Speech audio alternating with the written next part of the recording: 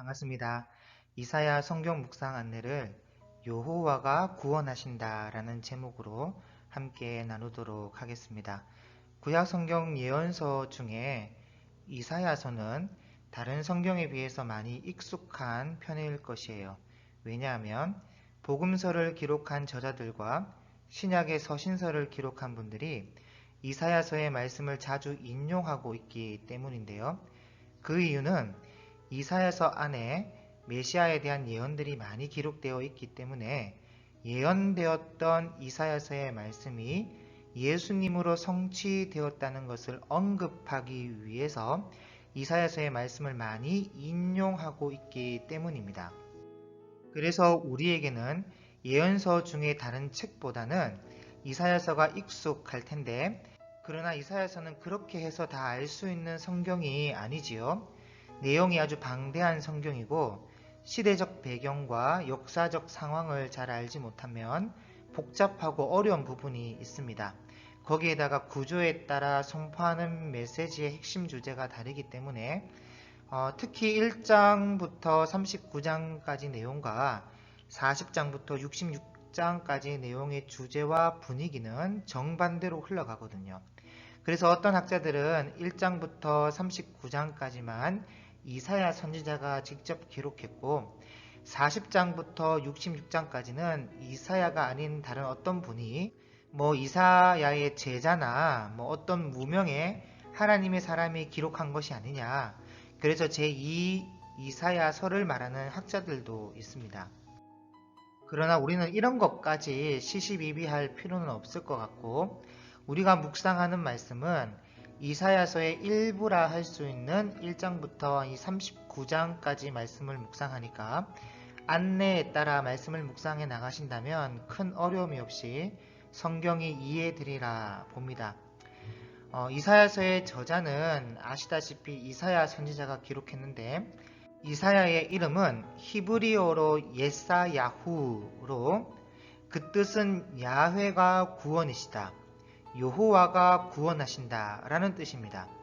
여러분들이 가지고 계신 매일 성경 이 42페이지에 보면 이사야서 어떻게 묵상할 것인가 라는 이 성경 안내가 나오는데, 거기에 보시면 이 이사야의 이름의 뜻을 여호와가 도움이시다, 여호와께서 도와주셨다 라고 되어 있습니다.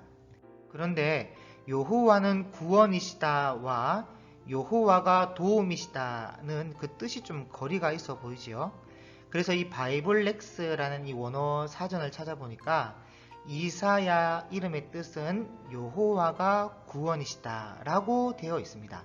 그래서 여러분들도 그렇게 알고 계시면 되는데, 좋게 해석하자면 여호와가 도와주셔야 구원받을 수 있으니까 좋게 보고 넘어가면 될 것 같습니다. 어쨌든 예사야후라는 뜻은 야훼가 구원이시다 라는 뜻이고, 이사야의 사역을 돌아보면 정말 자기 이름대로 자기 이름의 뜻대로 여호와가 구원이심을 보여주는 사건들이 나옵니다. 이사야 선지자가 활동했던 시대는 이사야서 1장 1절에 기록되어 있는 것처럼 우시야, 다른 말로는 아사랴 왕이라고 하는데, 이 우시야 왕부터 요담 왕, 아하스 왕, 히스기야 왕 때까지 4명의 왕의 시대를 거쳐서 사역을 하는데, 사실 정확하게는 5왕 때까지 있었습니다. 우시야, 요담, 아하스, 히스기야, 그 다음 므낫세 왕 때까지 이사야가 있었고, 성경에는 나오지 않지만 구약 외경에 보면 므낫세 왕이 이사야 선지자를요, 이 상자에 가두고 톱으로 잘라서 죽였다고 기록되어 있습니다. 그래서 여러분 그 히브리서 11장 37절에 보면 돌로 치는 것과 톱으로 켜는 것과 라는 말씀이 있는데, 이 말씀은 다른 어떤 사람을 두고 하는 말씀보다도 이사야 선지자를 이 므낫세 왕이 톱으로 켜서 죽였다는 그런 말이에요. 어쨌든 이사야 선지자는 여러 선지자들 중에서 예레미야로 더불어 장기간 말씀을 전했던 그런 인물인데요. 우리가 꼭 기억해야 될 것은 언제나 예언자, 곧 선지자가 와서 외치는 시대는 악한 시대였습니다. 그럴 수밖에 없는 것이 왕과 지도층, 백성들이 자르고 있으면요, 예언자가 와서 외칠 이유가 전혀 없습니다. 그래서 예언자가 와서 외쳤다는 것은 언제나 악한 시대였다는 것이고, 하나님과 맺은 언약을 지키지 않고 악을 행했기 때문에 예언자가 와서 그 죄악성을 지적했습니다. 그러니 당연히 이 예언자의 입에서는요, 좋은 말이 안 나왔겠죠. 질책과 책망이 들어갈 수밖에 없는데, 문제는 듣는 사람들의 수준이 낮았고 듣는 귀가 없다는 것이죠. 감정만 앞설 뿐이에요. 그래서 여러분, 그 겸손이 뭐냐 했을 때는 내 자존심과 감정과 내가 살아온 모든 방식을 이제 내려놓고 하나님 말씀을 잘 듣는 겁니다. 예언자의 말을 잘 듣고 내 삶을 돌아보며 돌이키는 거예요. 그리고 이 돌이킨다는 것이 회개죠. 회개. 그래서 겸손한 사람만이 회개할 수 있는 것이고, 회개하는 심령이 있는 사람이 겸손한 사람이 될 수 있는 겁니다. 그래서 이사야가 하나님께 소명을 받고는 하나님의 말씀을 전하는데, 백성들이 깨닫지도 못하고 깨닫지 못하니까 돌이키지도 않고 여호와는 구원이시다 라는 것을 아하스 왕 때나 히스기야 왕 때 아람 나라로부터 아수르 나라로부터 구원해주고 해도요, 소용이 없었습니다. 그래서 하나님은 이런 유다의 영적 현실을 너무나 잘 알고 계시니까 이사야에게 사명을 주시기를, 다른 예언자와는 다르게 이사야서 6장 9절에 보면 여호와께서 이르시되 가서 이 백성에게 이르기를 너희가 듣기는 들어도 깨닫지 못할 것이요 보기는 보아도 알지 못하리라 하여 이 백성의 마음을 둔하게 하며 그들의 귀가 막히고 그들의 눈이 감기게 하라. 염려하건대 그들이 눈으로 보고 귀로 듣고 마음으로 깨닫고 다시 돌아와 고침을 받을까 하노라 하시기로. 다시 말해서 귀가 막히게 하고 눈이 감기게 하며 마음을 둔하게 해서 진리를 깨닫지 못하게 만들라는 사명을 이사야가 받게 됩니다. 그러니까 이사야 예언자가 사명을 받을 때가 한 BC 738년쯤이니까 남유다가 멸망당하기 전 약 한 150년이나 앞서서 이사야가 활동하기 시작하는데, 그때부터 이미 남유다는 돌이키기 어려운 시대였다는 거예요. 물론 하나님께서는 유다 예루살렘 백성들이 회개하고 각성하고 돌이키기를 원하지만 이미 기대할 수 없는 상태였다는 것을, 절대로 회개하고 돌아오지 않을 것이라는 것을 하나님께서는 이미 알고 계셨다는 거예요. 개인적으로 한두 명이라면 몰라도 민족적으로나 거국적인 그런 회개? 이런 것은 아예 안 될 문제고 기대할 수도 없었다는 겁니다. 그렇기 때문에 이 약한 세대의 사람들이 하나님의 은혜에 들어오지 못하도록 귀가 막히게 하고 눈이 감기게 하고 마음을 둔하게 해서 고침을 받지 못하도록 만들어라. 이런 사명을 이사야가 받게 되는데, 이사야가 하나님께 묻지요. 얼마나 기가 막히겠어요. 그래서 이사야서 6장 11절에 주여 어느 때까지입니까? 그랬더니 하나님께서 성읍들은 황폐하여 주민이 없으며 가옥들에게는 사람이 없고 이 토지는 황폐하게 되며 여호와께서 사람들을 멀리 멀리 옮기셔서 이 땅 가운데 황폐한 곳이 많을 때까지니라. 그러니까 바벨론에 멸망당해서 포로로 끌려가고 예루살렘을 황폐하여 텅텅 비는 그때까지 은혜의 문이 닫힌다는 건데, 여러분 진짜로 멸망당한 후에 바벨론에서 70년 동안 여러분 그 성경을 수집하게 돼요. 그리고 회당 예배가 생기고요. 다니엘, 사드락, 메삭, 아벳누고 하면서 사회 정치적으로 믿음의 본을 보이기 시작하고, 이방 나라의 느부갓네살 왕이나 고레스 왕 같은 사람들의 입을 통해 너희 하나님은 참으로 모든 신들의 신이시요 모든 왕의 주지시로다 라는 이런 고백들이 터져 나오게 되고, 하나님의 영광이 물이 바다를 덮음같이 드러나게 되었단 말이죠. 그런데 이런 것을 지금 현재 예루살렘 남유다에겐 전혀 기대할 수 없는 것이고, 멸망당하기 전까지는 이들에게 믿음과 회개를 기대할 수가 없었습니다. 이미 죄악으로 치우칠 대로 다 치우쳐져서 싹 밀어버리고 새로 시작하지 않으면 안 될 정도가 되었던 거예요. 그것도 벌써 멸망당하기 약 한 150년 전부터. 그래서 하나님은 이사야에게 은혜의 문을 닫으라는 그런 사명을 주셨다는 거예요. 여러분 사실 이게 좀 이해가 잘 안 되죠. 아니 뭐 그럴 것 같으면 아예 예언자를 보내지를 말든지, 뭐 앞으로 이사야 이후에는 예레미야도 보내고 에스겔도 보내고 하박국도 보내고 스바냐도 보내고 나홈도 보내고 계속 보낼 거면서 뭐하러 이런 이 사명을 주시는지 이해하기가 어렵잖아요. 그런데 여기에는 몇 가지 이유가 있습니다. 첫째, 만약에 어차피 안 될 거라고 하나님이 예언자를 안 보내보세요. 나중에 사람들이 하나님께 모든 책임을 돌린다니까요. 저는 분명히 예언자의 말에 귀를 기울이고 돌아갔을 것인데 하나님이 안 보내셔가지고 제가 이렇게 된 것입니다. 그러면서, 그래서 하나님이 이런 말 못하도록, 핑계하지 못하도록 예언자를 보내는 것이고, 둘째는 그래도 그 중에서는 극소수이지만 한두 명씩 회개하고 돌아오는 사람이 있습니다. 지도층과 귀족층은 아예 글러먹었고, 가난한 맨 아래층에 있는 사람들 중에는 그래도 회개하고 돌아오는 사람이 있는 거예요. 그 사람들을 위해서라도 예언자가 필요했던 것이고, 셋째는 하나님의 마음이 그래요. 공의로 따지자면 당장에 죽여버려야 되는데 한편 사랑이라는 것이 그게 잘 안 되는 겁니다. 그래서 이들이 소중한 거예요. 소중한. 그래서 예언자를 보내고 또 보내는데, 여러분 제가 결혼 전에 예물시계를 교회 지하 그 기도실에서 기도하면서 벗어놓고는 깜빡 잊어버렸거든요. 그래서 예물시계가 사라졌다고 제가 찾는데 교회 사무실 책상 서랍 다 뒤지고 자동차 뭐 서랍 트렁크 다 뒤져보고 집에 서랍 장롱 다 뒤지는데 그게 없는 거예요. 당연히 없죠. 그래서 어디다 뒀지 하면서 계속 찾고 또 찾는데 여긴가 저긴가 하면서 뒤져보는데요.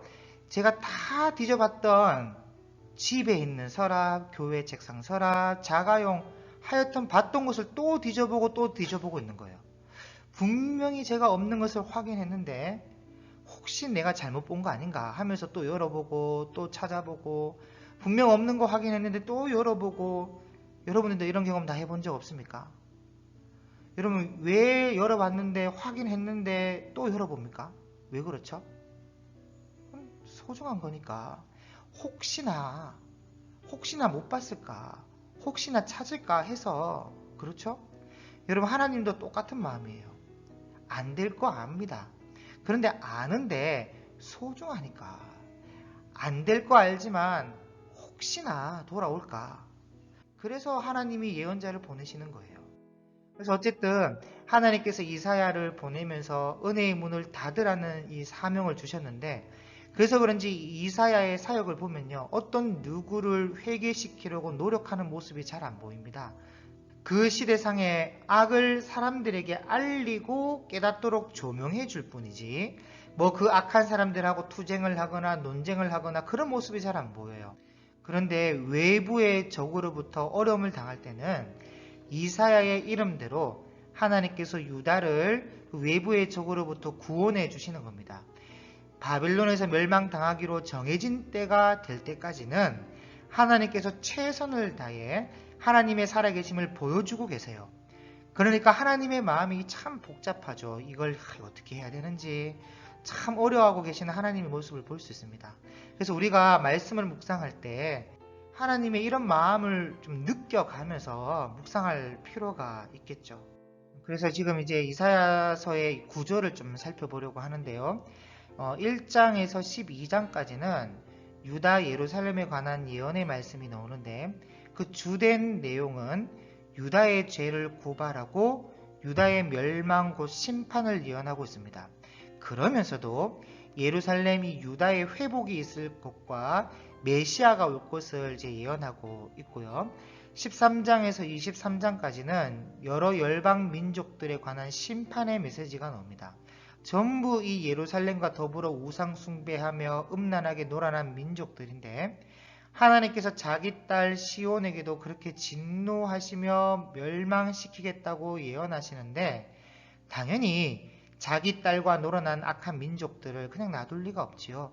그리고 무엇보다도 이 민족들이 죽을 짓을 골라서 했습니다. 우상 숭배, 교만, 사치, 도덕적 타락으로 하나님의 심판을 초래했어요. 그래서 하나님께서 심판하겠다는 말씀을 하고 계신데, 이런 경고를 왜 성경에 이렇게 기록하고 있냐면 역사가 그냥 우연히 흘러가는 게 아니라는 거예요.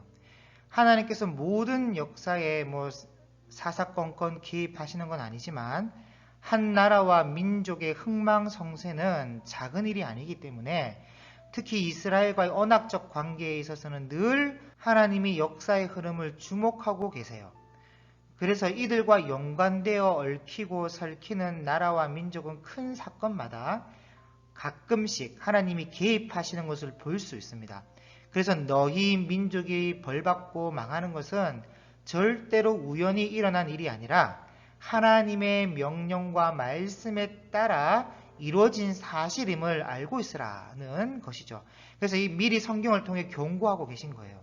그리고 오늘날 역사학자, 국어학자 하면서 세상 학문으로 연구하고 살펴본 바에 성경에 기록된 말씀이 얼마나 정확한 것인가를 일반 계시를 통해서, 일반 자연 계시를 통해서 배워 하나님의 살아계심을 깨달으라 라는 뜻도 들어가 있는 것이죠.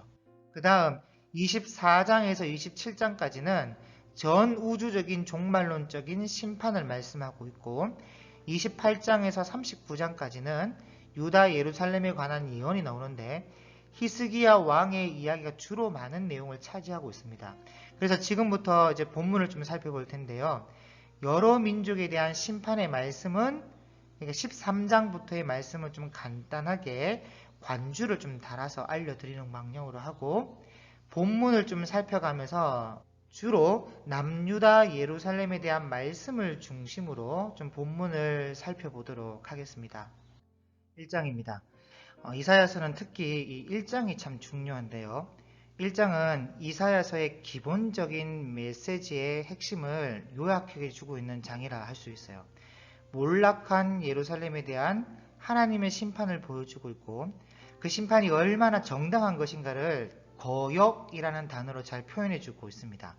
그리고 그러면서도 심판을 불러온 죄를 회개하고 돌아오기를 바라는 심정이 기록되어 있고 심판 이후에 하나님께서 구원하실 이 새로운 날을 기대하며 기다릴 것도 말씀하고 있습니다. 그래서 이 1장 본문이 참 중요한데요. 여러분 1절 보시면 유다왕 우시아와 요담과 아하스와 히스기야 시대에 아모스의 아들 이사야가 유다와 예루살렘에 관하여 본 계시라.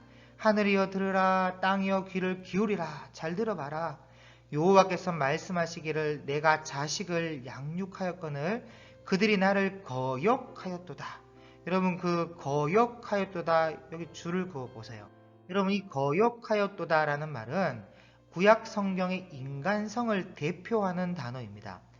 타락한 인간의 본성은 진리와 정의를 거역하고 하나님을 거역하는데 이런 내용이 구약 성경 전체를 대표하고 타락한 인간상을 대표하고 있어요. 그래서 3절에 소는 그 임자를 알고 나귀는 주인의 구유를 알건만은 이스라엘은 알지 못하고 나의 백성은 깨닫지 못하는도다 하셨도다. 그러니까 주인 되신 하나님을 알지 못하는 인간이란 소만도 못하고 당나귀만도 못합니다. 사람이 되어서 사람의 주인이 되신 하나님을 알지 못하고 깨닫지를 못해요. 그래서 슬프다 범죄한 나라요 허물진 백성이요 행악의 종자요 행위가 부패한 자식이로다. 그들이 여호와를 버리며 이스라엘의 거룩하신 이를 만홀히 여겨 멀리하고 물러갔도다. 여기 만홀히 여겼다는 말은요 경멸했다는 말이에요. 하나님을 우습게 여기고 경멸하고 멀리하고 물러갔다. 5절 너희가 어찌하여 매를 더 맞으려고 패역을 거듭하느냐. 온 머리는 병들었고 온 마음은 피곤하였으며 발바닥에서 머리까지 성한 것이 없이 상한 것과 터진 것과 새로 맞은 흔적뿐이거늘 그것을 짜며 싸매며 기름으로 부드럽게 함을 받지 못하였도다. 너희의 땅은 황폐하였고 너희 성읍들은 불에 탔고 너희의 토지는 너희 목전에서 이방인에게 삼켜졌으며 이방인에게 파괴됨 같이 황폐하였고 딸 시온은 이 딸 시온은 예루살렘을 말하는데 딸 시온은 포도원의 망대같이 자매밭의 온두막같이 에워싸인 성읍같이 겨우 남았도다. 그러니까 다 빼앗기고 다 정념당해버리고 겨우 예루살렘 달랑 하나 남아있는 그런 절박한 상황에 이사야가 말씀을 전하고 있는데요. 그런데 여기 좀 어려운 부분이 있다면 남유다 역사 속에 모든 성읍이 다 빼앗기고 예루살렘만 달랑 남은 상황은요, 바벨론의 침공 이전에 딱 한 번 있었습니다. 그게 히스기야 왕 때에 아수르에 의해서 모든 성읍이 다 빼앗겨버리고 예루살렘만 겨우 남아있는 그런 상황이 있었거든요. 그런데 문제는 히스기야 왕의 이야기는 한참 뒤에 나온단 말이죠. 그리고 이사야는 6장에 가서 소명을 받고, 그래서 구조적으로 좀 이해하기가 어려울 수 있는데요.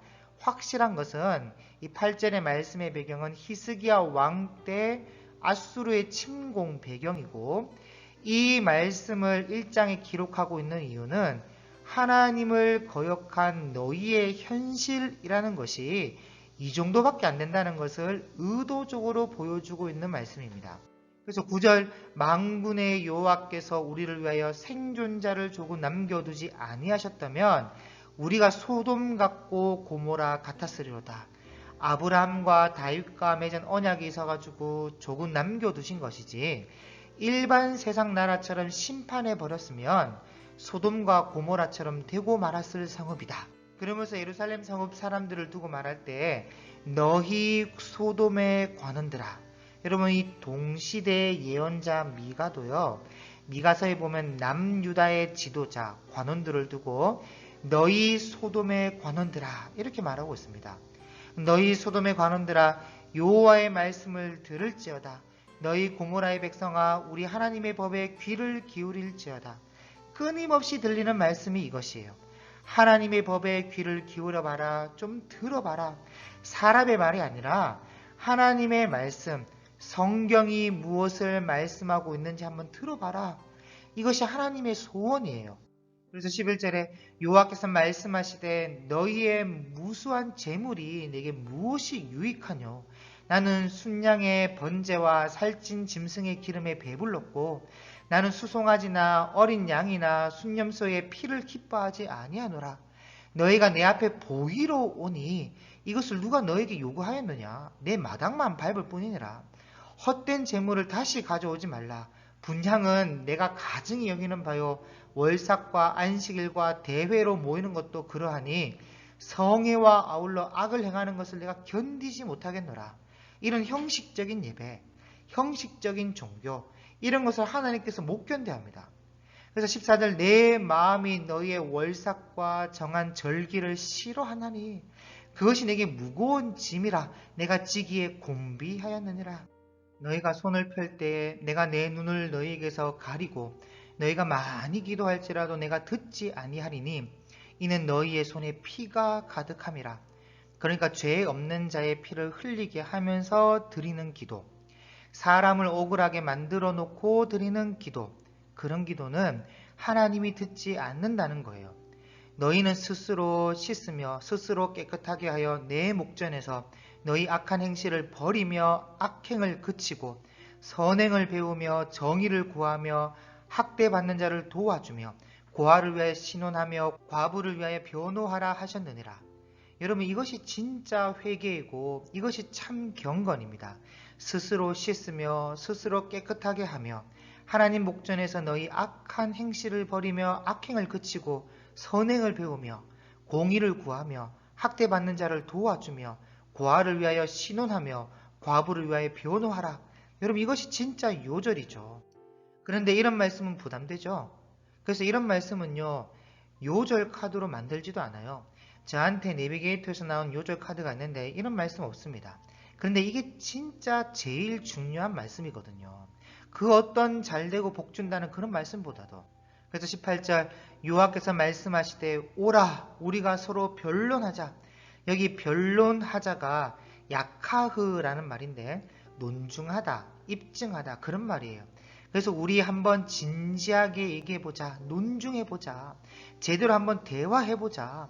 이것이 하나님이 하시는 인격적인 문제 해결 방법인데 그런데 문제는 우리가 듣기 싫어하고 말하기 싫어하고 대화하기를 거절하고 주여 바쁩니다 하면서 진지하게 대화를 안 한다는 것이에요. 다시 말해 묵상을 잘 안 한단 말이죠. 여러분 그러면요 의사소통이 안 되는 겁니다. 너희의 죄가 주홍 같을지라도 눈과 같이 희어질 것이요 진홍같이 붉을지라도 양털같이 희게 되리라. 이것은요, 변론하기 시작할 때부터. 근데 변론이 안 되니까. 너희가 즐겨 순종하면 땅의 아름다운 소산을 먹을 것이요 너희가 거절하여 배반하면 칼에 삼켜지리라. 여호와의 입의 말씀이니라. 무엇을 거절한다는 말입니까? 하나님과의 변론, 하나님과의 대화죠. 이걸 거절하여 배반하면 결국 망하는 거예요. 신실하던 성읍이 어찌하여 창기가 되었고 정의가 거기 충만하였고 공의가 그 가운데 거하였더니 이제는 살인자들 뿐이로다. 내 은은 찌꺼기가 되었고 내 포도주에는 물이 섞였도다. 내 고관들은 폐역하여 도둑과 짝하며 다 뇌물을 사랑하며 예물을 구하며 고아를 위하여 신원하지 아니하며 과부의 송사를 수리하지 아니하는도다. 이 당시 시대상이 이랬습니다. 더 이상 믿음과 소망과 사랑을 기대하기 어려운 시대. 여러분, 원래 하나님이 원하시는 정치는요, 공의와 정의가 실현되는 정치를 원하셔요. 그런데 지금 공의와 정의가 있던 성읍이 이제는 살인자들로만 가득하고, 여러분 뭐 꼭 사람을 죽여야 살인자입니까? 사람들의 눈에 피눈물 나게 하는 것도 사실 살인한 것과 같아요. 그리고 물질주의, 향락주의가 만연해서 은은 찌꺼기가 되고 다 뇌물을 사랑하며 예물을 구하고 고아를 구제하지 않아요. 여러분, 성경이 말하는 정치는 능력 있는 자로부터 조금 더 많은 세금을 걷어서 상대적으로 능력이 부족한 사람들의 그 부족한 점을 채우도록 이렇게 말씀하고 있거든요. 그래서 과부하고 고아에게 혜택이 돌아가게 하고 악하고 더러운 횡포가 난무하지 못하도록 치안을 유지해주고 재판할 때 거기에 악이 없도록 이 사회에 억울한 일이 없도록 억울한 사람이 없도록 해서 공의와 정의가 살아있게 하는 것, 이것이 성경이 알려주고 있는 정치인데 이사야 때 전혀 이렇지 못했습니다. 그래서 더 이상 희망이 보이지 않으니까 귀를 막고 눈을 가려서 구원받지 못하도록 하라는 거예요. 이게 1장에 있는 내용이고요. 그래서 2장에는 여호와의 날이 임하는데 먼저 1절에서 4절 말씀은 미가서 4장 말씀과 똑같습니다. 한번 찾아서 보시길 바라고, 여호와의 날이 임한다 할 때 여호와의 날은 이 크고 두려운 날이고 하나님의 크심이 드러나는 날이에요. 그리고 역사적으로 이미 이루어진 날이기도 한데 당시에 이 백성들이 우상숭배와 사치와 교만이 극에 달해 있었거든요. 그래서 하나님께서 11절에 그 날에 눈이 높은 자가 낮아지며 교만한 자가 굴복되고 여호와께서 홀로 높임을 받으시리라. 대전 만군의 여호와의 날이 모든 교만한 자와 거만한 자와 자고한 자에게 임하리니 그들이 낮아지리라. 그래서 이 여호와의 날에 어떤 일이 일어나냐면 레바논의 높고 높은 모든 백향목과 바산의 모든 상수리 나무와 모든 높은 산과 모든 솟아오른 작은 언덕과 모든 높은 망대와 모든 견고한 성벽과 다시스의 모든 배와 모든 아름다운 조각물에 임한다는 거예요. 그날에 자고한 자는 굴복되며 교만한 자는 낮아지고 여호와께서 홀로 높임을 받으실 것이요 우상들은 온전히 없어질 것이며 사람들이, 이 19절이 중요해요. 사람들이 암혈과 토굴로 들어가서 여호와께서 땅을 진동시키려고 일어나실 때에, 땅을 진동시킨다고 하죠. 일어나실 때에 그의 위엄과 그의 광대하심의 영광을 피할 것이라. 땅을 진동시키는 것을 피하기 위해서 암혈과 토굴로 들어갔다는 그런 말인데, 그럼 이 여호와의 날이라는 날이 어떤 날이냐 하면, 여러분 이 역사적으로 일어났던 일인데 우시아 왕이 활동하고 있을 때예요. 이사야가 같이 있었거든요. 이사야는 소명받기 전이지만 이 남유다에서 활동하고 있었을 때에 전 이스라엘에 엄청난 지진이 있었습니다. 그게 어느 정도냐면 산이 약 4km나 밀려나갈 정도로 큰 지진이 있었는데, 여러분 이게 아모스서에 보면요, 아모스 선지자가 소명을 받고 북이스라엘에 가서 말씀을 전할 때에 그때 뭐라고 하냐면 2년 후에 큰 지진이 있었다고 기록하고 있어요. 그리고 스가랴서 14장 5절에는요 그 산 골짜기는 아셀까지 이를지라. 너희가 그 산 골짜기로 도망하되 유다 왕 우시야 때에 지진을 피하여 도망하던 것 같이 하리라 라고 기록되어 있습니다. 그러니까 엄청난 대지진이 있었고 산이 약 한 4km나 밀려갈 정도로 큰 지진이 일어나니까 여기 2장 말씀처럼 모든 우상 숭배했던 것들, 우상과 산당 이런 것들이 다 무너지고요. 백성들이 교만이 행했던 모든 죄악의 행위들이 한동안은 없어집니다. 그러니까 우시야 왕 때 이런 지진이 일어났다는 것은 그럼 어떻게 보면 하나님께서 회개할 기회를 주고 계신 것이고 이것을 또 여호와의 날이라고 표현하면서 미리 예언자가 말씀을 전하고 있는데 그럼 빨리 회개하고 깨닫고 돌아와야 할 거 아니에요. 근데 전혀 그렇게 하지 않았습니다. 북이스라엘은 아모스가 가서 지진이 일어나기 전 2년이나 앞서서 회개할 것을 말했고 여기 남유다는 이사야가 좀 전했는데 회개하고 돌아오는 사람이 없었어요. 그 다음 3장으로 넘어가서 3장은 다시 예루살렘이 심판을 받아 멸망하게 될 것을 말씀하고 있는데 왜 멸망하게 되느냐? 그 이유가 잘 나오고 있는 장이에요. 3장 8절에 보면 예루살렘이 멸망하였고 유다가 엎드러졌으면 그들의 언어와 행위가 여호와를 거역하여 그의 영광의 눈을 범하였습니다. 예루살렘의 멸망은요, 바벨론에서 멸망을 당하는데 대표적인 이유가 여호와를 거역했다는 거예요. 그리고 그 거역한 행위가 그럼 14절에는요.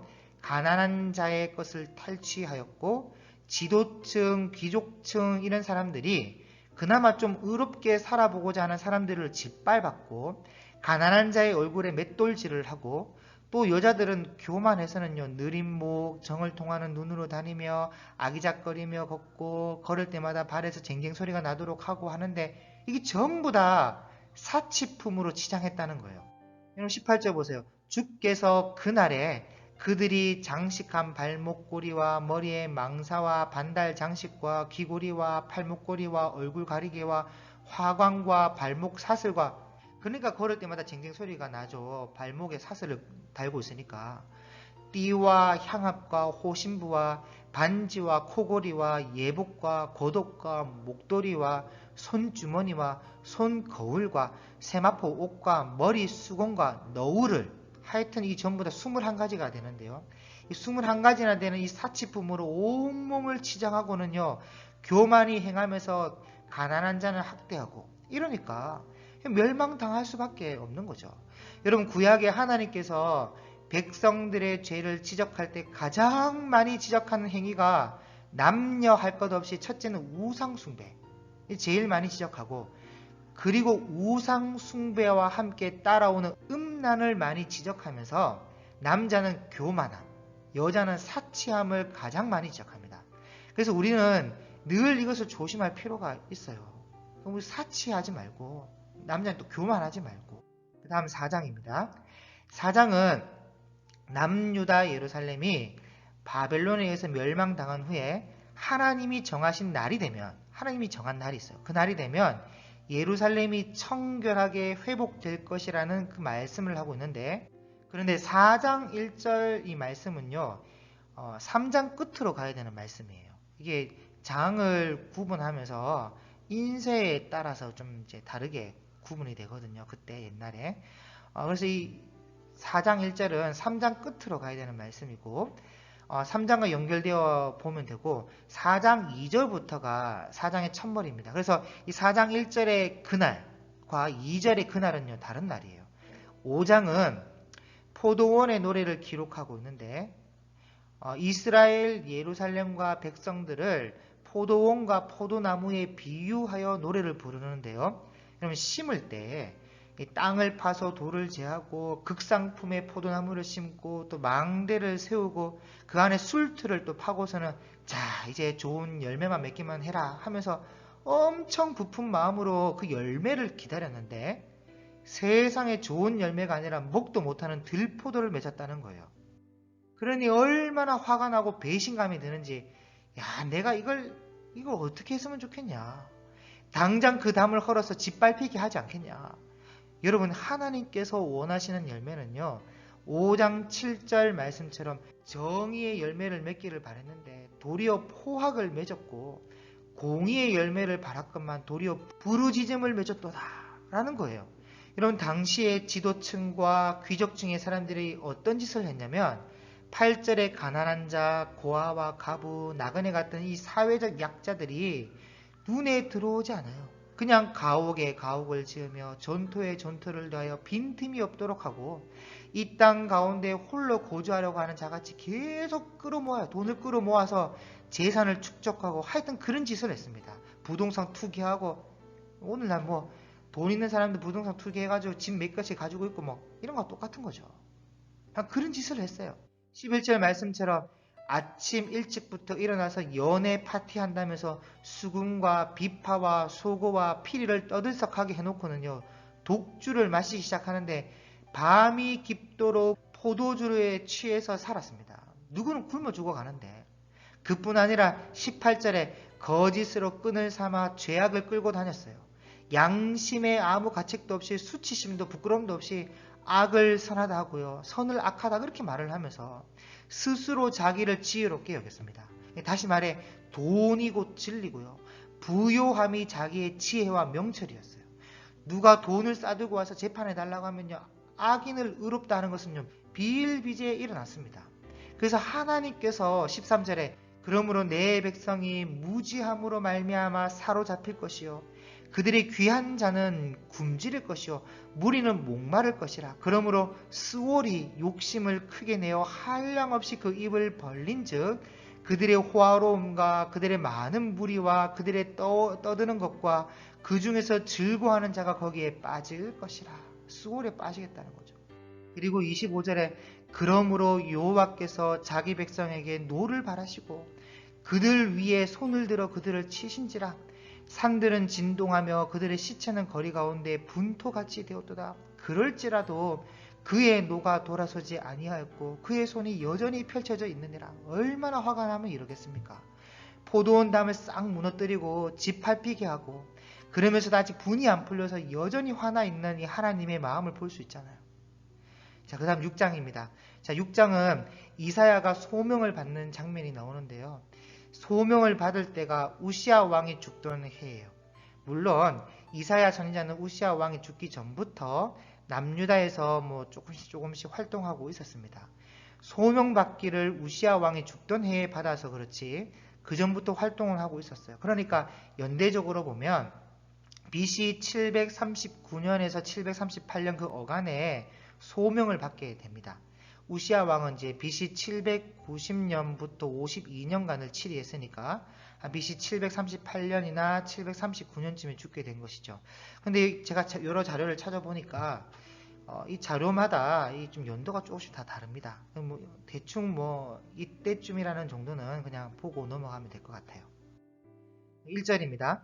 우시아 왕이 죽던 해에 내가 본즉 주께서 높이 들린 보좌에 앉으셨는데 그 옷자락은 성전에 가득하였고 스랍들이 모시고 섰는데 각기 6날개가 있어 그 둘로는 자기 얼굴을 가리었고 그 둘로는 자기 발을 가리었고 그 둘로는 날며 서로 불려 이르되 거룩하다 거룩하다 거룩하다 만군의 여호와여 그의 영광이 온 땅에 충만하도다 하더라. 여기 스랍이라는 천사가 나오는데요. 이 히브리어로 정확하게 말하면 세라핌입니다. 세라핌. 그래서 이런 건 저는 세라핌으로 번역해서 이렇게 한국말로 적어놔야 되지 않는가 그렇게 생각하는데, 어쨌든 8절부터 10절까지가 이 이사야의 소명을 받는 장면이고 그 내용은 앞에서 제가 말씀드렸던 것처럼 백성의 마음을 둔하게 하고 귀가 막히게 하고 눈이 감기게 해라 라는 거예요. 그래서 11절에 내가 이르되 주여 어느 때까지니까 하였더니 주께서 대답하시되 성읍들은 황폐하여 주민이 없으며 가옥들에는 사람이 없고 이 토지는 황폐하게 되며 여호와께서 사람들을 멀리 옮기셔서 이 땅 가운데 황폐한 곳이 많을 때까지니라. 그러니까 나라가 완전히 멸망당할 때까지, 그리고 포로로 잡혀가고 황폐한 땅이 많을 때까지 은혜의 문은 닫혀져 있을 것이다 라는 말인데, 근데 완전한 멸망은 당하지 않습니다. 13절에 그 중에 10분의 1이 아직 남아있을지라도 이것도 황폐하게 될 것이나 밤나무, 상수리 나무가 배임을 당하여도 그 그루터기는 남아있는 것 같이 거룩한 씨가 이 땅의 그루터기니라 하시더라. 여기 밤나무는 북이스라엘을 말하는 것이고 상수리 나무는 남유다를 말하는데, 일단 하나님은요 그 둘 다 뱀니다. 북이스라엘은 BC 721년에 베고 남유다는 BC 586년에 베어버리는데, 앞으로 한 17년 후에 북이스라엘은 아수르에 의해서 배임을 당합니다. 그렇죠? 738년이니까. 남유다는 약 한 150년 후에 이 바벨론에 배임을 당해요. 그렇지만 다 끝난 게 아니고 그 뿌리가 살아있고 그루터기가 있으면 새 움이 돋아나는 것처럼 거룩한 씨가 이 땅의 그루터기라는 거예요. 그 거룩한 씨가 무엇이냐? 그 거룩한 씨는 예수님이죠. 예수님이 이 땅의 그루터기다라는 말인데, 여러분 이사야 예언자가 소명과 사명을 받으면서 깨달은 하나님의 뜻이 뭐냐면, 이 유대 나라와 백성들을 고치려고 변화시키려고 노력해봐도 아무 희망이 없다는 것을 깨닫게 됩니다. 결국은 돌아오지도 않고 회개하지도 않고 다 배임을 당하게 될 것이라는 것을 알게 돼요. 그 어떤 기적을 보여봐도, 그 어떤 구원의 역사를 보여봐도 다 눈이 감기고 귀가 막히고 마음이 둔해져가지고 하나님께 돌아오지 못한다는 것을 알게 된 거예요. 그래서 하나님은 이런 상태가 된 사람들은 이제 더 이상 회개시키려고 노력하지 않습니다. 그냥 유기하시는 거예요. 하나님의 유기하심. 그냥 그대로 내버려 두시고 그 죄악대로 그대로 살다가 자기 죄에 따라 그냥 죽으라며 그냥 내버려 두시는 거예요. 여러분 귀가 막혀 있는데 무슨 하나님 말씀을 들을 수가 있고, 영적인 눈이 감겨 있는데 기적을 보여준다 하는데 무슨 소용이 있겠습니까? 보지 못합니다. 그리고 마음이 둔한데 뭘 더 기대하겠어요? 하나님의 말씀을 전하면 오히려 욕이 나지. 그래서 하나님은 유기하시는데 그냥 내버려 두셨다가 하나님이 정한 때가 있어요. 하나님의 시간표가 되면 그때 철저히 심판하십니다. 그래서 북이스라엘도 남유다도 베어서 심판하시는데, 사람의 눈으로 볼 때는 완전히 희망이 없는 것처럼 보이지만 그래도 그루터기가 남아있어서 새순이 솟아나는 것처럼 이 땅의 거룩한 씨야말로 그루터기가 되어 거룩한 씨에게 희망이 있다는 것을 말씀하고 있는 거예요. 그러니까 예수님 오기 전에는요 아무 희망이 없다는 것이죠. 그리고 은혜의 문은요 BC 738년부터 BC 586년 예루살렘 멸망 때까지 닫히는데, 이스라엘 역사 가운데 이때부터 BC 586년까지는 아무 희망도 소망도 보이지 않는 그런 시기를 우리가 보고 있는 거예요. 그래서 이사야가 절규하죠. 내가 이르되 주여 어느 때까지니까? 어느 때까지 닫혀 있습니까? 그러니까 하나님이 예루살렘 시민 중에 10분의 1이 오히려 남아있을 건데 그것까지도 황폐하게 될 것이다. 밤나무도 상수리 나무도 다 배임을 당한다. 두렵고 떨리는 말씀을 하시는 거예요. 그 다음 7장입니다. 7장은 아하스 왕 때에 있었던 사건을 다루고 있는데요. 1절 보시면 유다의 아하스 왕 때에 아람의 르신 왕과 르말리아의 아들 이스라엘의 베가 왕이 올라와서 예루살렘을 쳤으나 능히 이기지 못하니라. 어떤 사람이 다윗의 집에 알려 이르되 아람이 에브라임과 동맹하였다 하였으므로 왕의 마음과 그의 백성의 마음이 숲이 바람에 흔들림같이 흔들렸더라. 그러니까 북이스라엘 베가 왕과 아람나라 르신 왕이 동맹을 맺었다는 이야기인데, 여러분 동맹은요 협력 정도가 아니라 같이 죽고 같이 살자는 거예요. 그래서 이 두 나라가 물론 한번 침공해서 이기지 못하고 돌아갔지만 그때는 협력 정도였고 이제는 동맹을 했다고 하니까 이 왕의 마음과 백성의 마음이 숲이 바람에 흔들림같이 흔들렸다는 겁니다. 부들부들 떨고 있는 거죠. 그리고 이걸 극복하기 위해서 이 아하스가 어떤 짓을 했냐면 아수르에게 사람을 보내요. 아수르를 의지하기 시작했다는 거예요. 그래서 3절에 그때 여호와께서 이사야에게 이르시되 너와 내 아들 스알야숲은 윗못 수도 끝 세탁자의 밭 큰 길에 나가서 아하스를 만나 그에게 이르기를 너는 삼가며 조용하라. 르신과 아람과 르말리아의 아들이 심히 노할지라도 이들은 연기 나는 두 부지깽이 그루터기에 불과하니 두려워하지 말며 낙심하지 말라. 여러분, 연기 나는 두 부지깽이, 이 장작을 이제 불에 태울 때에 이 나무 작대기로 불쏘시개라고 하죠. 그런 나무를 막 쑤셔 넣으면서 이 작대기로 이제 장작이 잘 타도록 하는 그 작대기가 부지깽인데, 이 작대기가 그래도 불을 지나니까 시커멓게 타들어가면서 연기가 나거든요. 근데 연기만 날 뿐이지 그 어떤 것도 태울 수 있는 불이 그 작대기에 붙어 있지가 않아요. 그래서 이 북이스라엘과 아람은요, 다시 말해 아무것도 아니라는 그런 말씀인 거죠.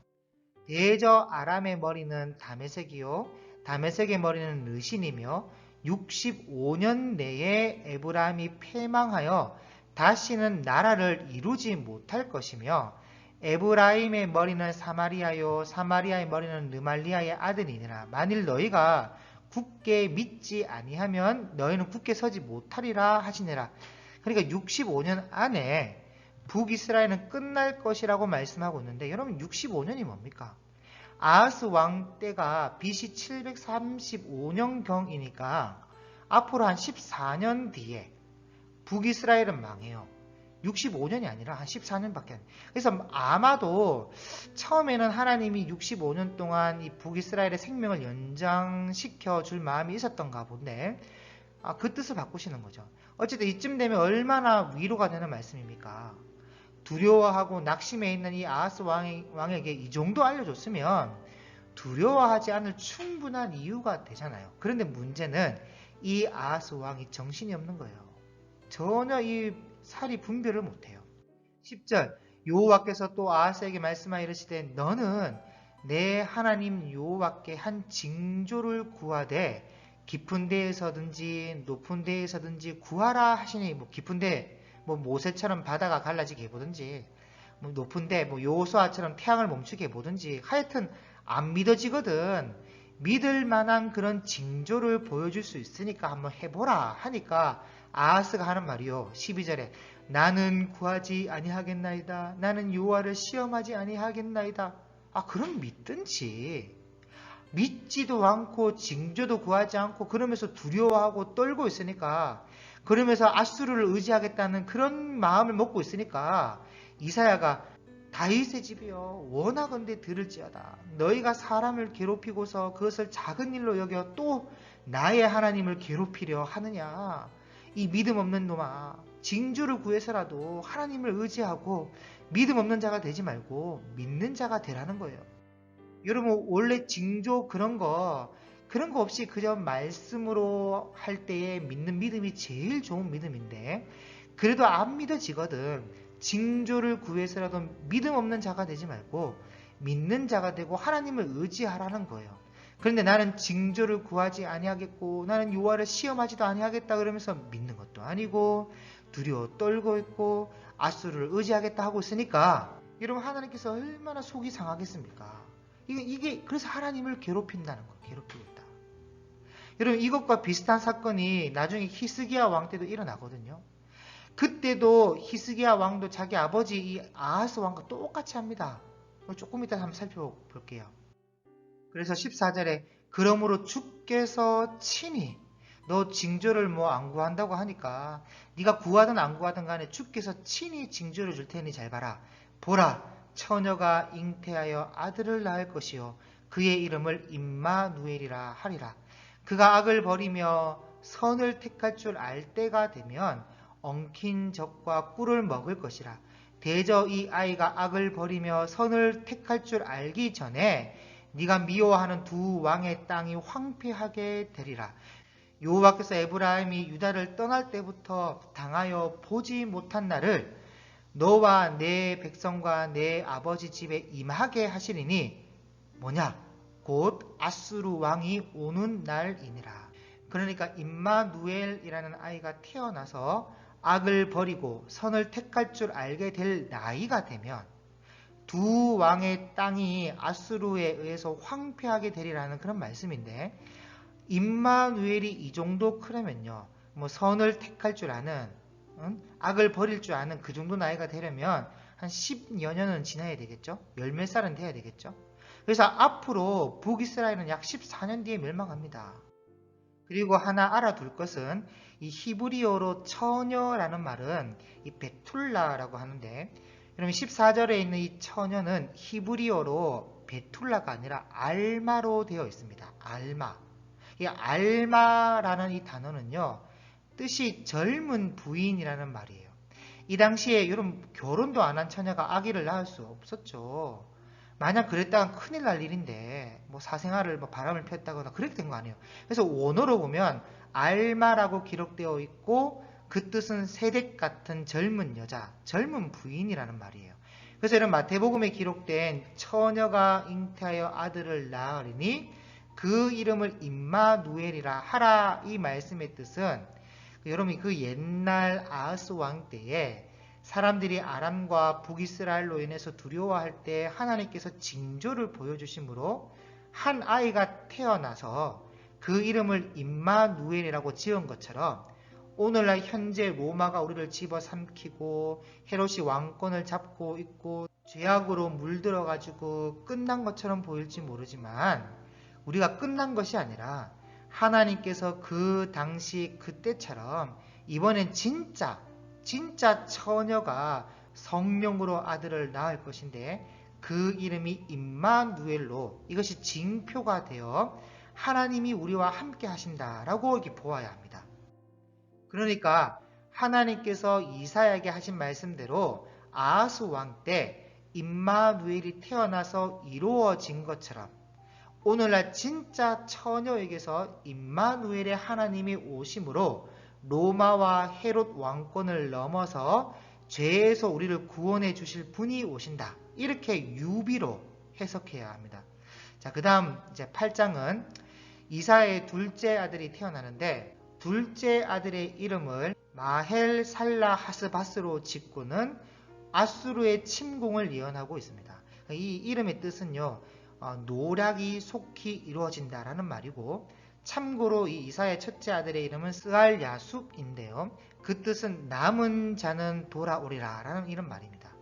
그리고 8장의 이제 중요한 말씀이 16절인데 16절, 너는 증거의 말씀을 싸매며 율법을 내 제자들 가운데에서 봉함하라고 라고 하셨는데 이사야의 제자들이 나오죠.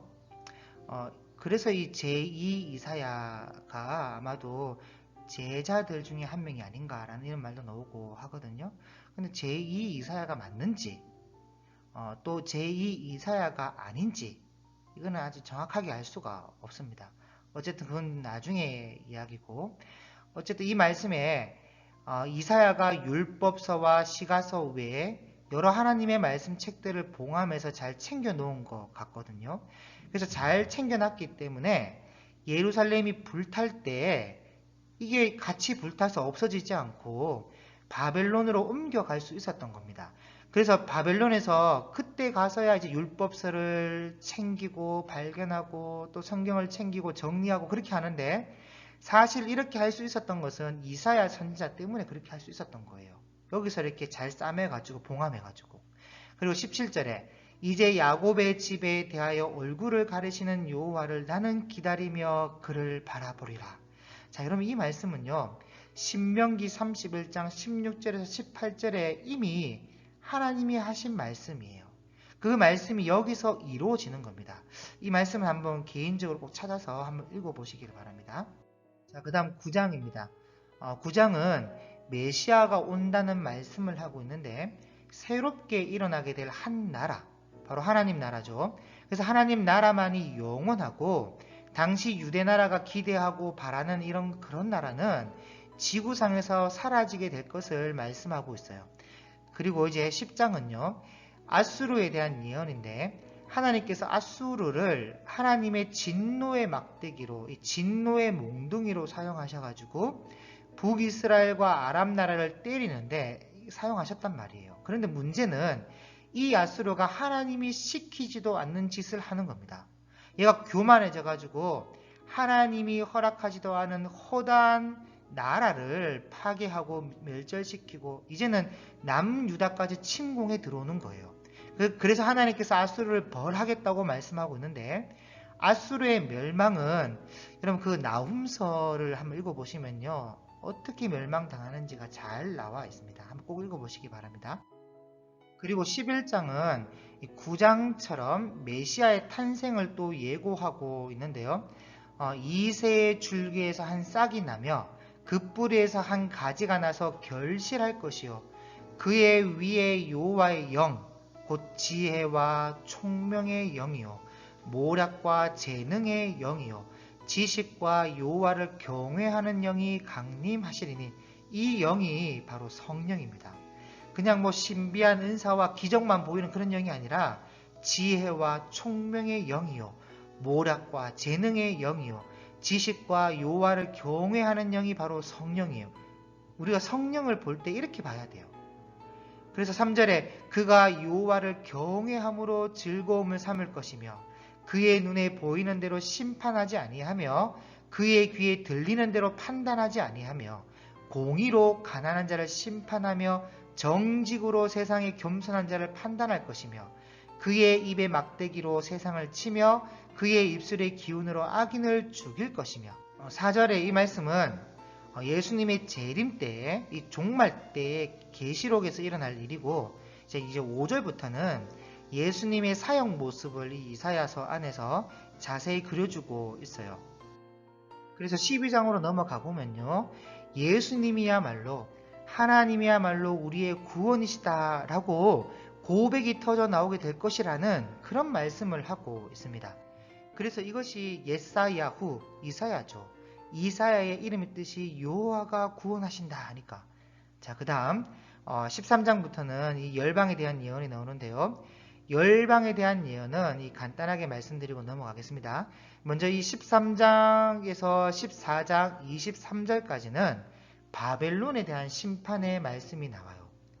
이 바벨론에 대한 말씀은 여기뿐만 아니라 예레미야서 50장에서 51장에서도 바벨론이 받을 심판을 예언하고 있습니다. 그래서 한번 찾아서 한번 읽어보시기를 바라고 14장 24절부터 27절에는 아수르를 벌하겠다는 이런 말씀이 나옵니다. 그리고 28절에서 32절에는 이 블레셋을 소멸시키겠다는 이 심판의 메시지가 나오고 있어요. 그 다음 15장과 16장은 모압에 대한 심판의 말씀을 기록하고 있고 이 모압에 대한 경고는요.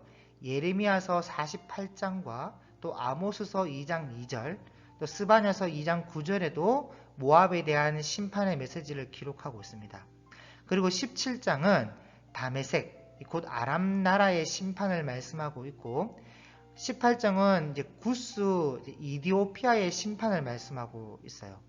그리고 19장은 이 애굽에 대한 심판의 말씀을 또 기록하고 있고 20장은 애굽과 구스가 함께 수치를 당할 것을 말씀하고 있습니다.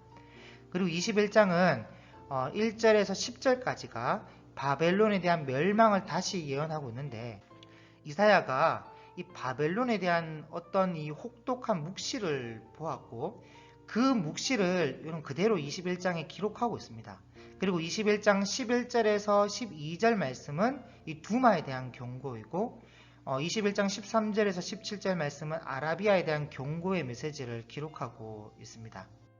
그 다음 22장은 환상의 골짜기, 곧 예루살렘에 대한 심판의 메시지를 다시 기록하고 있고 23장에는 이 두로와 시돈에 대한 경고의 메시지인데요.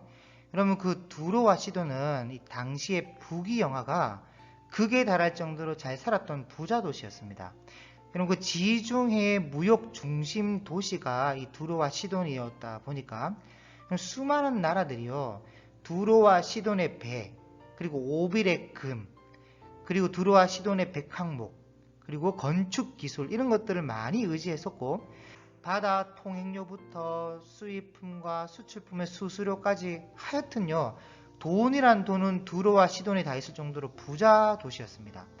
여러분 솔로몬 당시에 누렸던 예루살렘의 북의 영화도요 두로와 시돈에는 사실 비할 수 없었다 할 정도였어요. 그래서 그렇다 보니까 여러분 이들이 교만하고 사치했습니다.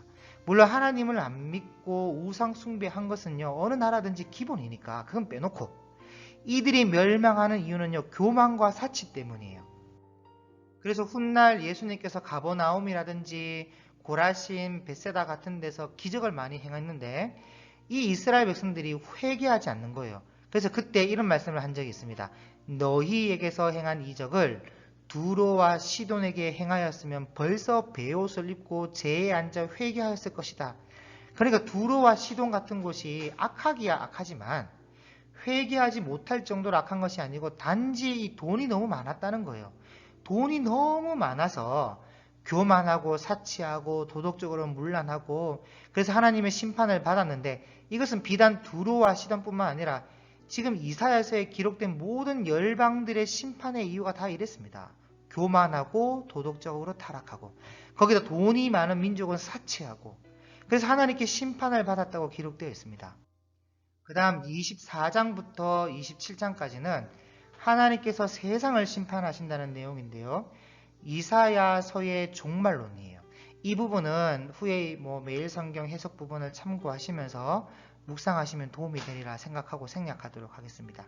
28장은 북이스라엘 에브라임에 대한 심판의 말씀을 기록하고 있고요. 29장은 예루살렘을 괴롭게 하겠다는 말씀이 기록되어 있습니다. 그래서 1절을 보시면 슬프다 아리엘이여 라고 말씀이 시작하고 있는데 이 아리엘의 뜻은요. 하나님은 강한 자라는 뜻으로 예루살렘의 그 별칭이에요. 그 바벨론을 별칭을 할 때 갈대아라고 하고 애굽을 또 별칭하면 세삭이라고 별칭하는 것과 같은 것이죠.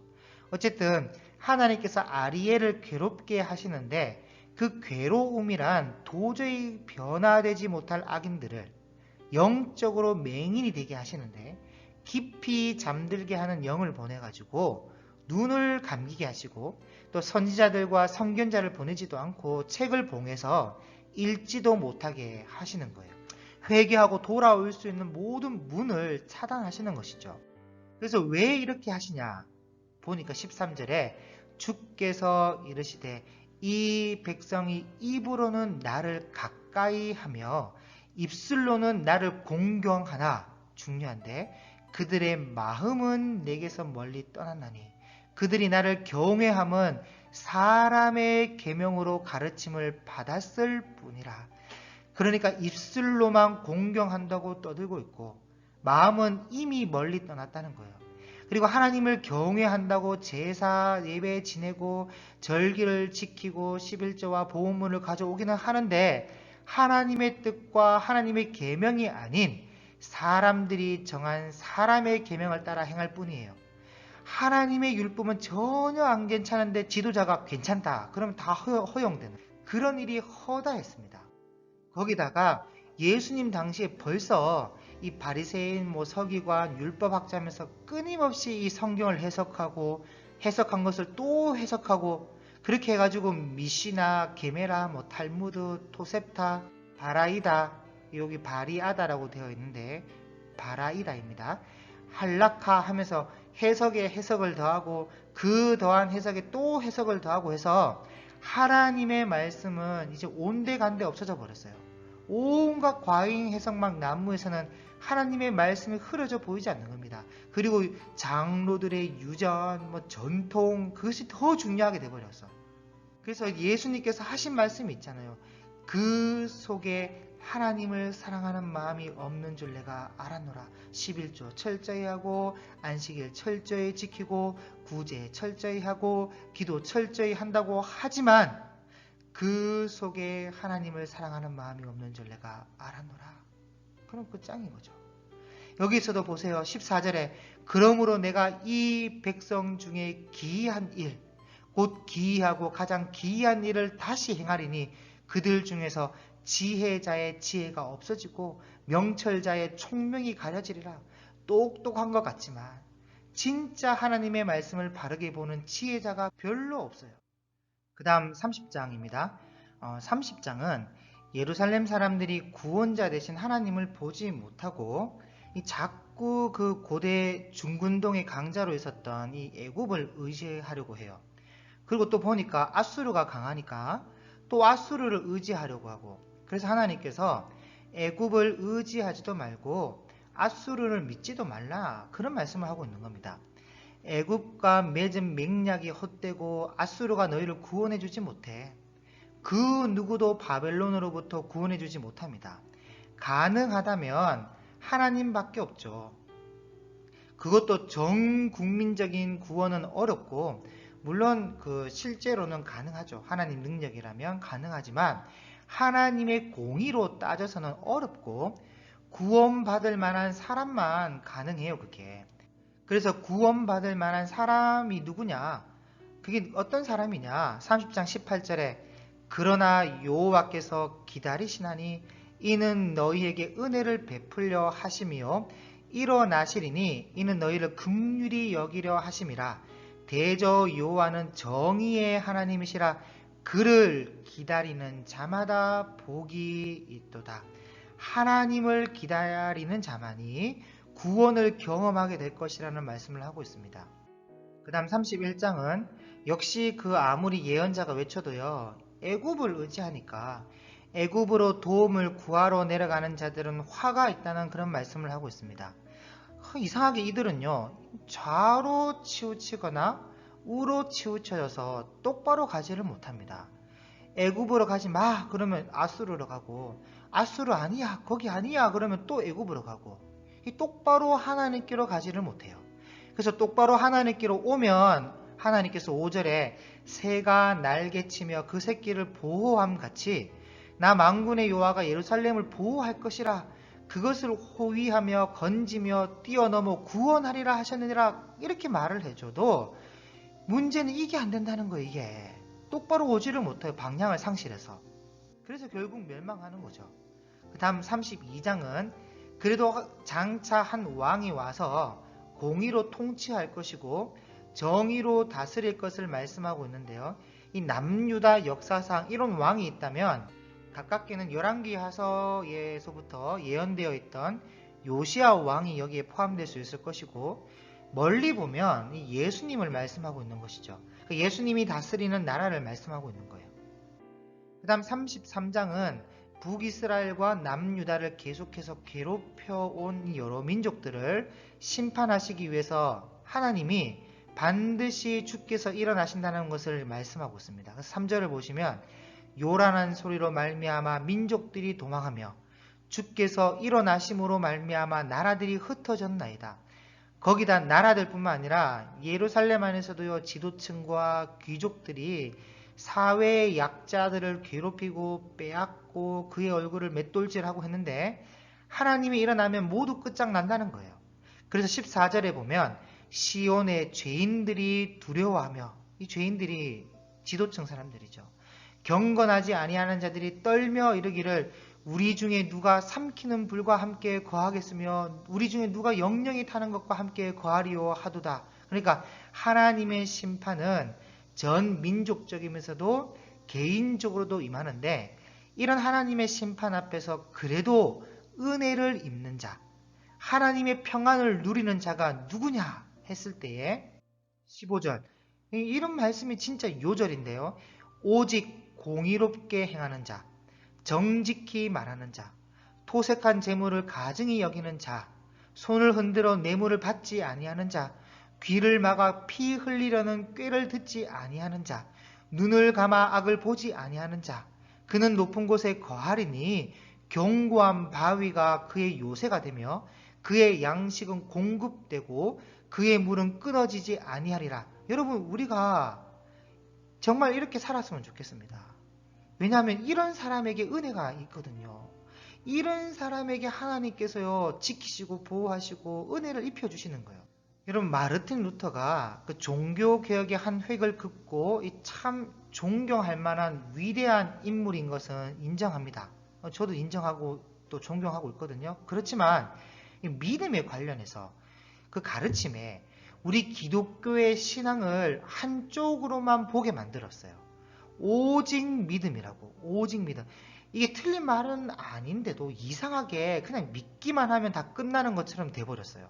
여러분, 그 믿음이라는 말이 헬라어 원어로 피스토스 또는 이 피스티오로 이렇게 기록되어 있긴 한데 보통 피스토스라고 하는데, 이 피스토스라는 말이 믿음이란 말도 되고 신실함으로라는 말도 되고 충성됨으로라는 말도 되고 끝까지 견디다라는 말도 됩니다. 그러니까 원어적인 의미로 피스토스가 딱 한 가지의 의미를 표현하는 것이 아니라 복합적인 의미를 포함하고 있어요. 단어 그 자체가. 그래서 앞뒤의 문맥과 문장에 따라서 또 말하고자 하는 의도와 의미에 따라서 한국어로 번역할 때는 이 원어 피스토스이지만 번역은 여러 다른 말로 번역되어 있거든요.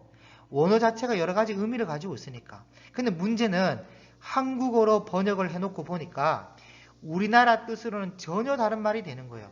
여러분, 믿는다와 신실하다, 충성되다, 신뢰하다, 끝까지 견디다, 이런 게 같은 의미가 될 수 없잖아요. 한국어로는.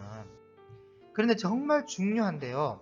성경에서 말하고 있는 이 믿음이라는 피스토스는요, 이 모든 것을 다 포함하고 있다는 것이에요. 믿는다 하고 끝나는 것이 아니라 믿는다면 신실해야 되고 충성되어야 되고 끝까지 견디는 인내가 있어야 합니다. 그래야 그것이 진짜 믿음이라는 거예요.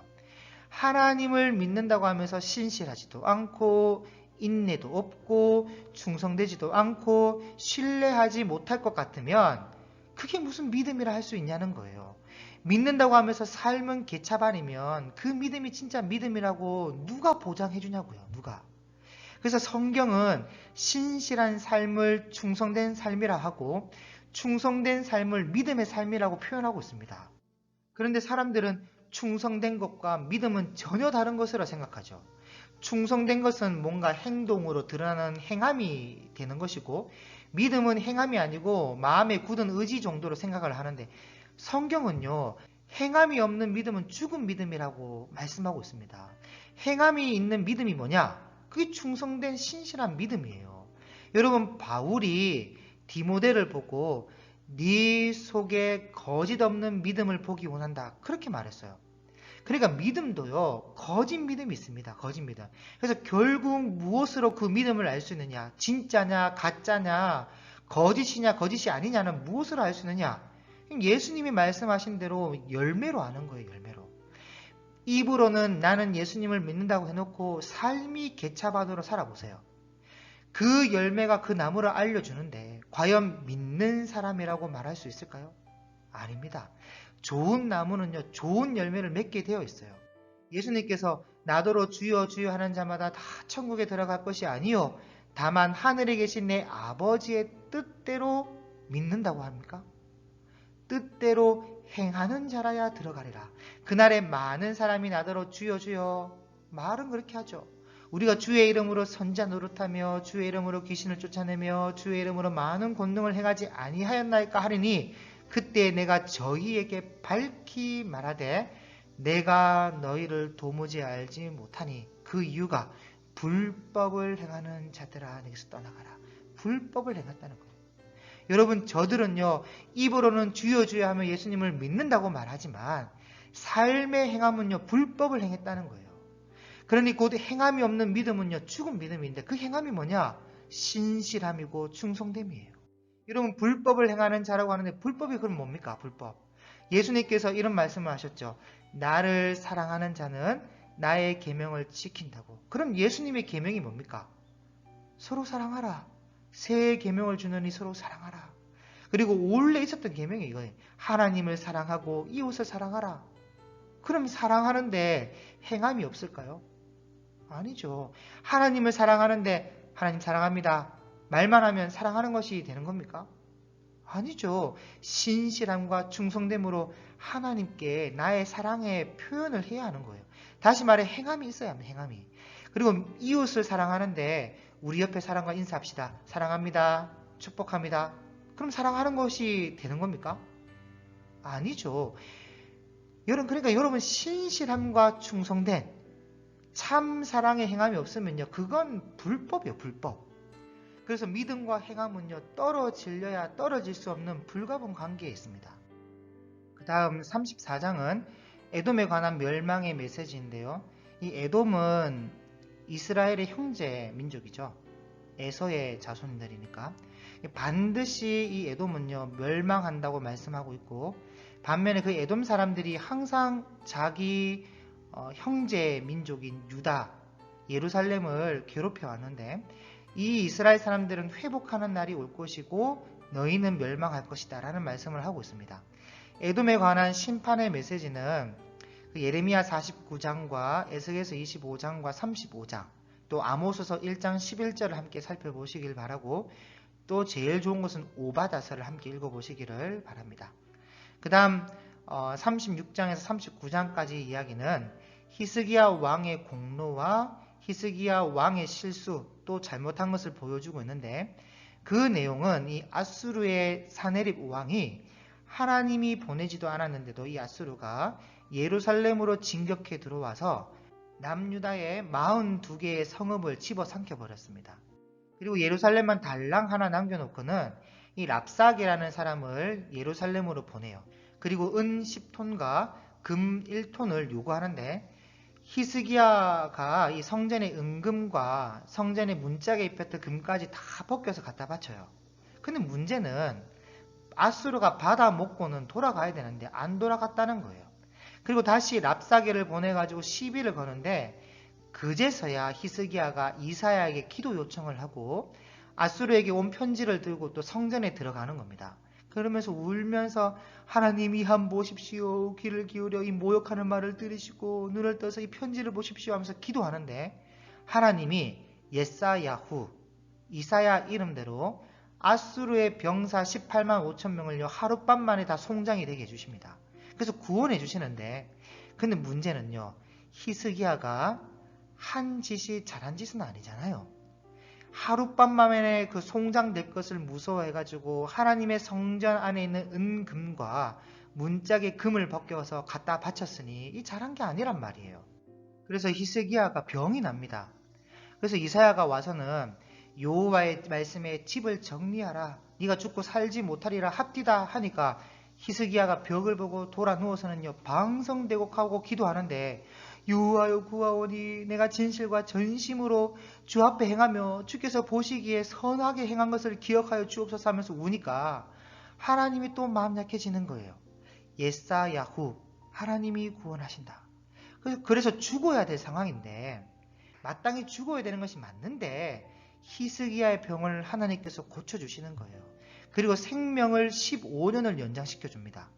그런데 히스기야도 자기 아버지 아하스 왕을 따라서 똑같이 믿지를 못하고 이사야가 병이 나을 것입니다 라고 하면 믿어야 되는데 그것도 못 믿고 내가 그것을 어떻게 믿을 수 있으리요? 믿을 만한 징표가 있습니까? 이러고 있는 거예요. 그래서 해가 뒤로 10도 물러가고 생명이 15년 연장되죠. 근데 진짜 문제는 이때부터예요. 39장에 가면 바벨론에서 브로닥 발라단이 사신을 보내왔어요. 왜냐하면 아수르 최정예 18만 5천 명이 예루살렘에서 몰살했다고 하니까 늘 이 아수르의 속국으로 고통당하고 있던 바벨로니아가 히스기야와 한번 손잡아 보겠다고 기회를 삼아 온 건데 히스기야가요 지가 잘나서 이긴 것도 아니면서 사신들에게 이방 저방 건너방 골방 다 열어 보여주면서 자신의 부와 명예를 다 보여주는 겁니다. 자 여러분 한번 생각해 보세요. 18만 5천 명이 가지고 있던 그 수많은 나라로부터 약탈해온 은과 금과 갑옷, 칼, 가축, 식량 등 얼마나 많았겠습니까? 그러니 그걸 보여주고 싶어갖고 안달이 나가지고 한마디로 자랑하고 싶은 거죠. 자랑. 그래서 이사야가 또 찾아와요. 왕이여 지금 그들이 어디서 왔고 무슨 말을 했으며 무엇을 보았나이까? 그 사람들은요 그 먼 지방 바벨론에서 왔고 내 궁에 있는 것과 나의 창고에 있는 것을 하나도 보이지 아니한 것이 없나이다. 잘났다 그냥. 그래서 이사야가요 이보시오 왕이시여 날이 이를 텐데 바벨론이 와서 당신 집에 있는 모든 소유와 조상 대대로 간직해온 모든 보물을 싹 다 빼앗아 갈 것이고 하나도 남김없이 모두 바벨론으로 옮겨질 것입니다. 그리고 당신 자손 중에는 바벨론에 사로잡혀 가서 왕궁의 환관이 될 사람도 있을 것이요 하니까 이 히스기야가 하는 말이 가관인데 여러분 이런 말을 들었으면요 한 나라의 왕이라면 이런 하나님의 징계의 말씀을 들었을 때 내가 또 실수를 했구나 내가 잘못했구나 하면서 땅에 엎드려서 회개하고 대성통곡하고 해도 시원찮을 텐데 히스기야가 하는 말이 39장 8절에 히스기야가 이사야에게 이르되 당신이 이른바 여호와의 말씀이 좋소이다 하고 또 이르되 내 생전에는 평안과 견고함이 있으리로다 하니라 하고 끝내버립니다. 여러분, 이런 사람이 노년의 히스기야라는 사람이에요. 자기가 죽게 되었을 때는 대성통곡을 하면서 울고불고 난리가 나더니 자기 생명 15년 딱 연장되니까 15년 동안 평안하다고 하는데 뭔 상관이야? 이러면서 15년을 망나니처럼 살아요. 그리고 15년 생명 연장되었을 때 헵시바라는 여자를 데려와서 이 므낫세라는 괴물을 낳습니다. 그리고 왕으로 세워요. 그런 사람이 이 히스기야라는 사람이에요. 제가 드린 말씀이 맞는지 틀린지는 여러분 이 이사야서와 함께 열왕기하서 18장 13절 이하 말씀을 꼭 읽어보시고 역대하서 32장 이하를 함께 읽어보시면 히스기야 왕이 어떤 사람이었는가를 정확하게 볼 수 있을 것입니다. 그리고 이사야 선지자가 여기 36장에서 39장에 나오는 이 히스기야의 이야기와 사건을 이사야서 1부가 끝나는 이 시점, 이 1부가 39장까지니까 이 1부가 끝나는 시점에 기록하고 있는 것은요, 다분히 의도된 배치인데요. 이걸 말씀드리고 이제 마치려고 합니다. 이사야서를 기록하는 장별 구조상 이런 의도가 있습니다. 첫째, 예루살렘에 있는 유대인들에게 하나님만이 우리를 구원할 수 있다는 것을, 하나님만이 우리의 구원이심을 알려주려는 의도가 있어요. 그러니 절대로 애굽 의지하지 말고 앗수르도 바라보지 말고 양다리 외교 다 갖다 버리고 오직 하나님을 바라보라는 의도가 있는 거예요. 봐봐라, 앗수르 의지하더니 앗수르에게 무슨 꼴이냐 지금 이게. 그리고 애굽이 뭐 도와주기는 하더냐. 그러니 그런 것들 의지하지 마. 그런 의도예요. 그래서 그렇게 둘째로 너희는 약하다는 거예요. 약하다. 하나님을 의지하고 하나님의 도움이 없이는 홀로 설 수 없는 그런 나약한, 연약한, 약한 나라는 것을 너희가 좀 알라는 겁니다. 너희가. 그래서 자고하지 말고 항상 겸손히 하나님의 도움을 구하며 이사야 30장 18절에 있는 말씀처럼 그를 기다리는 자마다 복이 있도다. 진작에 히스기야가 이사야에게 구하고 하나님께 기도했으면 얼마나 좋아요. 그런 것처럼 여러분, 하나님은 정의의 하나님으로 너희에게 은혜를 베풀려고 너희를 긍휼히 여기려고 때를 기다리고 계시는 분이시니까 잠잠히 하나님을 기다리고 있어라. 자꾸 여기저기 기웃거리지 말고 하나님만 바라보라는 그런 의도가 있는 겁니다. 그래서 셋째로 너희가 사는 동안에 하나님의 사랑과 은혜와 긍휼을 받아 누리며 좀 살아봐라. 그렇게 살게 해줄게 라는 그런 의도가 있는 거예요. 그러므로 우리 모두는 오직 주님만 바라보며 겸손히 하나님만 의지하고 하나님의 은혜와 사랑을 누리며 살아갈 수 있기를 바랍니다.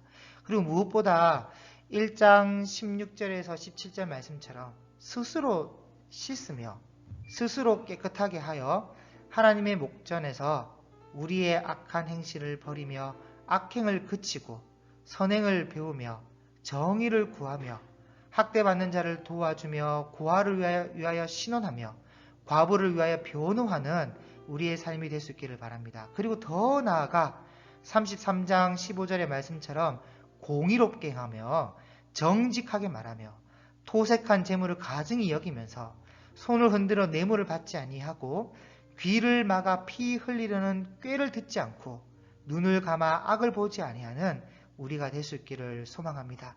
그리하여 하나님께 사랑받는, 하나님이 주시는 아름다운 은혜의 복을 누리며 살아가는 저와 여러분의 삶이 될 수 있기를 주님의 이름으로 축복합니다. 감사합니다.